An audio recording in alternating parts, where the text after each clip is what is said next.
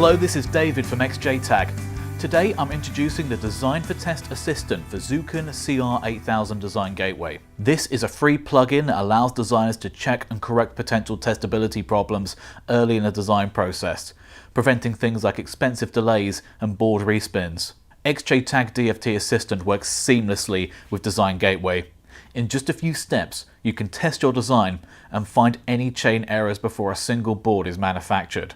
It will allow you to test for Design for Test compliance and see where you can optimize your design to extend your test coverage further. You can download our plugin for free on our website XJTAG.com. Follow the instructions on our installation guide to get started. The assistant will open in a separate window, designed to fit to the side of the design editor or on a separate screen. Start by generating a netlist for the design, which is required before any DFT analysis can be carried out. If the design changes at any point, you can register these changes by clicking again on the Generate button. After this, there are 3 stages to performing a design setup.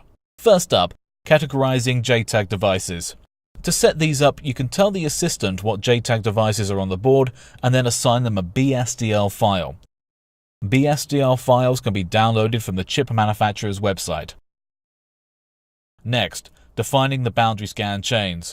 A test access port comprises of a minimum of 4 signals: test data in, test data out, test clock, and test mode select. An optional 5th is test reset. For the XJTAG DFT Assistant to work, you only need to define the entry and exit point, TDI and TDO, so you can check how your chain is routed. Each JTAG chain can contain up to 1 or more JTAG devices, and you can define up to 4 scan chains in a single design. Third, categorizing passive devices. You can search for the devices to categorize them, or the XJTAG DFT Assistant can suggest categorizations for you. Let's look at the suggestion method. Select Suggest Categorization, and you can see components that are thought to be series resistors, pull resistors, inductors, and more. Some need some further information, but let's accept the recommendations here. You can click Show JTAG Access at any point during your design, and you can see how far your boundary scan access allows you to go. This will be overlaid on your schematic with a color-coded chart. As well as giving you a clear visual representation, this will also allow you to see any potential design changes to maximize your access to the board. Now you are ready to check the chain on your design. Selecting Check Chain will initialize the XJTAG Chain Checker and will split the results into 3 sections. Tap Connections. This is checking to see if the signal can pass through the entire chain from TDI to TDO successfully. Tap Terminations.